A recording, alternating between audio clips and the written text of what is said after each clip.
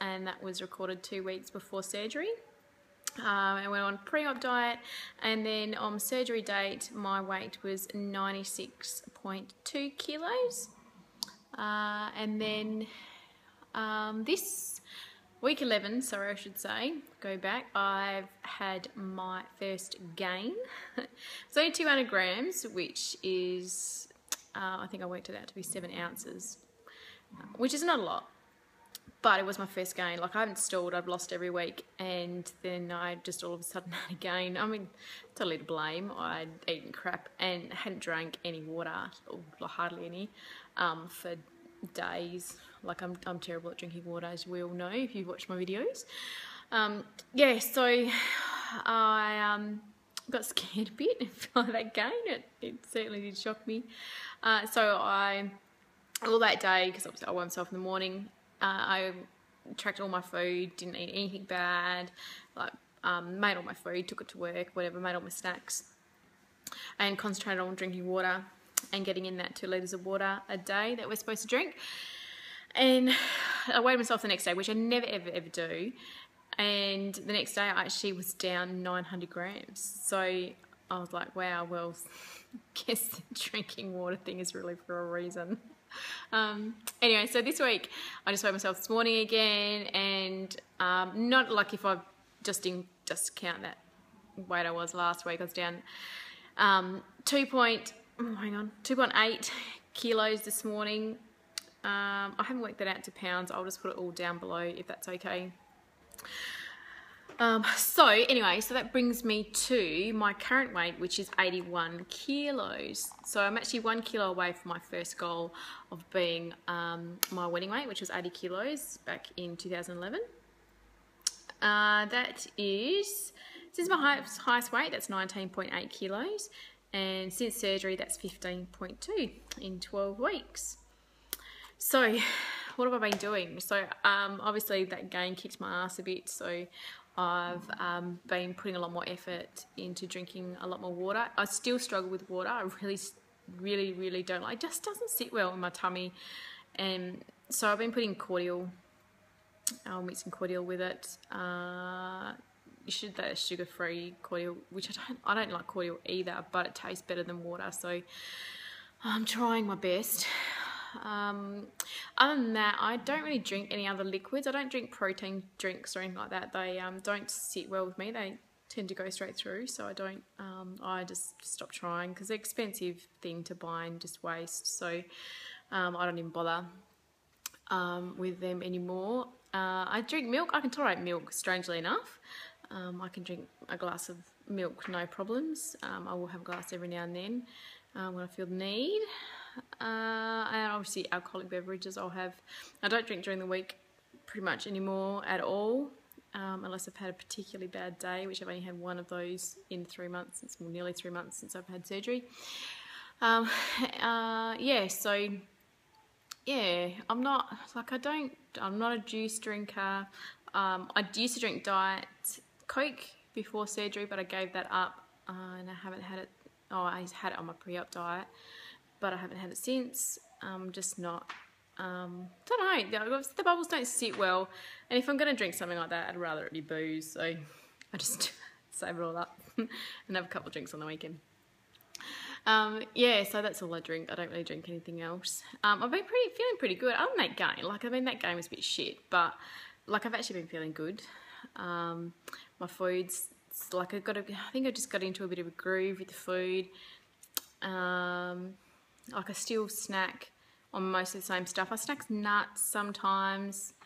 Mostly cheese. I snack a lot on cheese. I love cheese. I always loved cheese. I loved cheese before surgery. I would have been devastated if I couldn't eat cheese after surgery, and like thankfully I still can. So I have those Baby Bell Lights, the Bega sticks, cold meat. What else do I snack on? Oh, I have veggie sticks with hummus as well. I buy the light hummus. I buy it. I don't know. I know it's piss easy to make, but I can't be arsed. What else do I say? That's about it, really. And you know, I'm pretty happy with that because I love cheese so much. At the moment, like classic Lizzie, you know, do everything to death. So maybe in 6 months' time, I won't like cheese anymore. I don't know, but so far so good. yeah, so no, I've been doing all right. Been doing okay. Yeah, so obviously it was Easter on the weekend just gone. I did have a little bit of chocolate, nowhere near as what I would normally have. I actually asked my family, my in-laws, not to buy myself and my hubby chocolate Easter eggs this year. One, because then we didn't have to buy them any, because as you know, Easter is expensive, buying everyone chocolate. So we just bought one for the kids, and then they obviously bought them. We had an Easter egg hunt. That was pretty good fun. Kids loved it. And yeah, had brekkie at my in-laws. Hubby was away. He's been working his ass off at the moment. He actually wants to have the same surgery. So originally he was going to have it first, but he's such a wuss and chicken out. And I'm like, nah, I'm dead set. Nah, I'm going to do this. So I went ahead, did it first. But now seeing me do it has given him more courage to go ahead. So he saw my surgeon ages ago when I had my surgery, when I had my post-op appointment. And so we have another appointment end of May, and he's going to book his surgery then, I think. So anyway, so back to my point, sorry, I digress way too much. He's been working heaps to pay for it, because even though we have private health insurance, we still have an out-of-pocket expense. It was $3.5 just for the surgery when I did it. It's since gone up $500, went up $500 on the 1st of January. 1st January? Yeah, but because I'd paid for mine before, I was okay. So it's $4,000. For the surgery, and my doctor, my surgeon is the same surgeon that my hubby's using, is one of the cheapest surgeons in Perth. And then obviously we've got a $500 excess, which most people seem to have these days on hospital stays. And then you've got like your pre-op appointments, like your psychologist, your dietitian, yeah, and obviously the one with the surgeon and stuff. You don't have to pay any post-op appointments with my surgeon. That's all included in the that money you pay for your surgery. But you do have to pay your pre-op. He's already obviously paid one pre-op, and I think the next one's only $65, because I think they have like a schedule and they're allowed to charge over a certain amount every time I see them. Yeah, anyway, sorry. So he's working heaps trying to get some money put aside so he can have that. He aims to do it in July, and not going to lie, I can't wait. Because he's... Like, I know someone said, like, I commented once about how much he's eating, and someone said, oh, no, it's only because you're eating so little. It just looks like he's eating heaps now. But he just, I don't know, like, he made pad thai last night. And, like, and I had a little bit, like, hardly, like, quarter of a cup, I think, if that, I managed to squeeze in.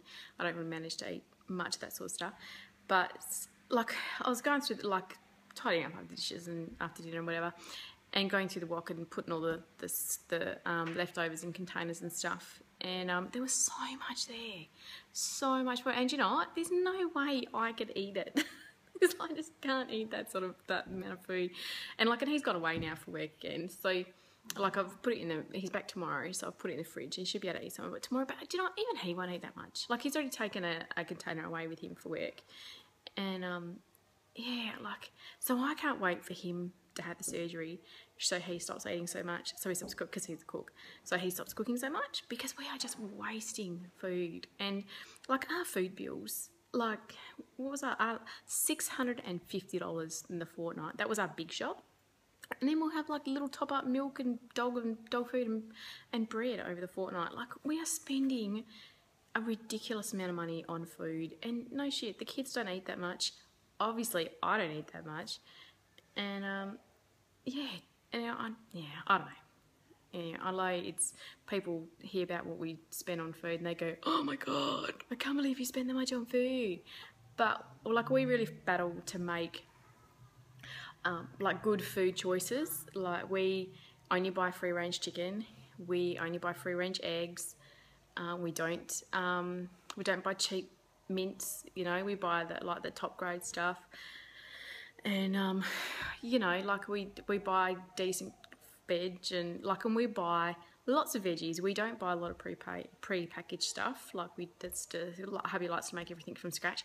But to make everything from scratch actually costs more. It would be cheaper if we ate shit and just bought all pre-packaged crap and just ate out of the freezer, I swear to God.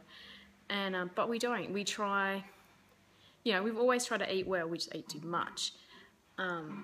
You know, and it just shits me. And friends, like, can't believe how much money we spend on food. But then I talk to other families with similar amount of, you know, family structure, you know, 3 kids, whatever, and they reckon they spend the same amount. So I don't know. And the whole palm oil thing, oh, don't even get me started on that. That's really it's so difficult.